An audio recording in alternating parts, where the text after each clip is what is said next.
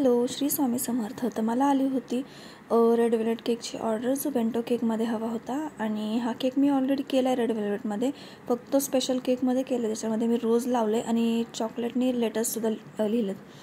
तर त्यांना पूर्ण नको होतं, फक्त सिंगल हार्ट शेपचा केक हवा होता बेंटोमध्ये आणि रेड वेल्वेटमध्ये हवा होता. बाकी सगळं पूर्ण सेम हवं होतं. आणि केकवर हॅपी बर्थडे आहो म्हणजे हबीच्या बर्थडेसाठी हा स्पेशल केक हवा होता.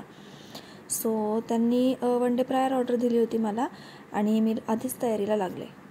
मटेरियल तर सगळं अवेलेबल होतं घरात, त्याच्यामुळं बेस लावून घेतला आणि मग चॉकलेट व्हाईट कंपाऊंडचं क्रश करून घेतला.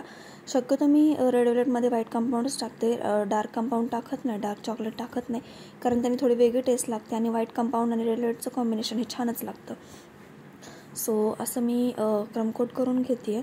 क्रमकोट करून मी हाफ ॲन आवर फ्रीजमध्ये सेट व्हायला ठेवला, कारण मला हा हार्ट शेपमध्ये कन्वर्ट करायचा होता.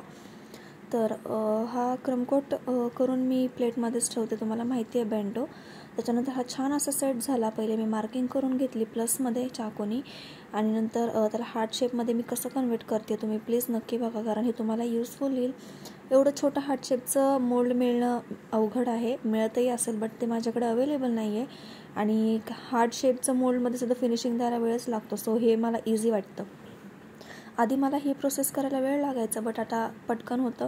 फक्त फिनिशिंगला थोडासा वेळ लागतो, बाकी काही नाही. बाकी सगळं होऊन जातं ॲडजस्ट.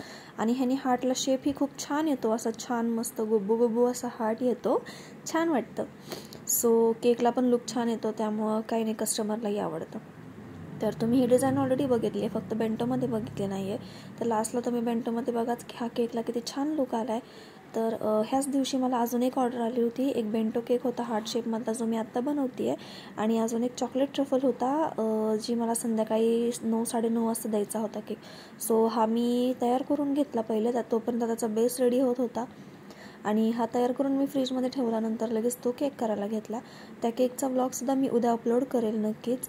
आणि नंतर तुम्ही बघताय की किती प्रॉपर फिनिशिंग करायला लागते, आणि ह्या कार्डने फिनिशिंग करायला मला खूप इझी जातं. सो ह्याला एवढी मी प्रॉपर फिनिशिंग नाही केली, कारण ह्या केकला पूर्ण डिझाईनने कवर करायचं होतं मला, आणि रिबिनही लावायची होती छान अशी क्यूटशी. तर ते न्यू कस्टमर होतं, आणि ते कस्टमर त्यांच्या फ्रेंडच्या थ्रू मला ऑर्डर देत होतं. आणि ज्यावेळेस मी कस्टमरला केक दिला, त्यावेळेस कस्टमर बोललं की ह्याच्या आधीचा जो केक होता, जो कार्सचा वगैरे होता, तो पण खूप छान झाला होता आणि आम्हाला तो केक खूप आवडला. सो त्यांनी मला परत एकदा ऑर्डर दिली. तर मी हार्ट शेप करून लगेच बेंटो बॉक्समध्ये ठेवून घेतला, आणि वरतून छोटा जो स्टारचा नोझल असतो त्याने लगेच डिझाईन करून घेतली. पायपिंग बॅगमध्ये एअर बसली होती, सो मी पहिले एअर रिमूव्ह करून घेतली आणि मग हळूहळू डिझाईन करायला स्टार्ट केलं. तर वाटलं होतं छोटा केक डिझायनिंगला वेळ लागेल, बट डिझाईन खूप फास्ट आणि पटकन आणि खूप छान झाली. सो तुम्ही बघताय की मी क्रीम कवरिंग नीट नाही केली आहे, कारण मला ह्याला डिझाईननी कवर करायचं होतं. ह्याला डबल स्टार डिझाईन होती, ज्याने केकला अजून खूप छान लुक आला आहे. तुम्हाला फायनल लुक बघून केक नक्कीच आवडेल, याची मला खात्री आहे. तर तुम्हालाही अजून अशा भरपूर न्यू डिझाईन शिकायच्या असतील तर माझं चॅनल सबस्क्राईब करून ठेवा, कमेंट्स करा आणि बेल आयकॉनवर क्लिक करायला विसरू नका. तर रेड वेल्वेट केक म्हणलं की आपण त्याचा क्रश हा बनवतोच. तर मी मिक्सरमध्ये थोडासा बेस करून घेतला आणि मग त्याचा हा छान असा क्रश बनवला. नंतर क्रश झाल्यावर मी तो टॉपर ॲज अ टॉपर म्हणून यूज केला. केकवर नावही टाकायला लावलं होतं त्यांनी, तर मी असं ठरवलं की ह्याच्यावर तर मला नाव टाकता येणार नाही. तर नंतर मी असं आयडिया आली मला की फॉन्डंट स्ट्रीपवरच नाव टाकून ह्याच्यावरती लिहिते, म्हणजे कसं काहीतरी वेगळं दिसेल आणि केकलाही खूप छान लुक येईल.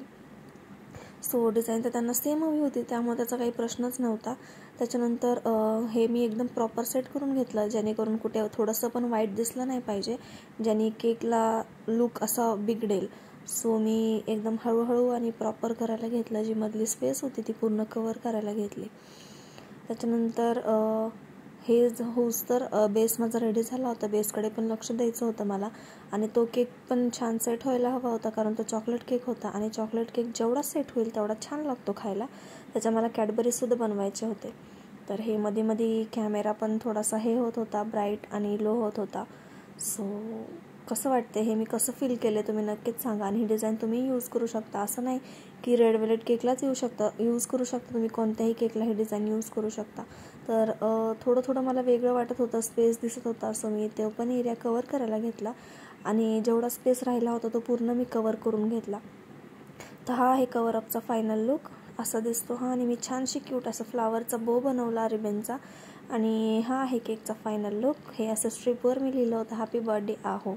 आणि कसा वाटला तुम्हाला हा केक मला नक्कीच कमेंट करून सांगा. चॅनल सबस्क्राईब करायला विसरू नका आणि खूप सपोर्ट करा. थँक्यू.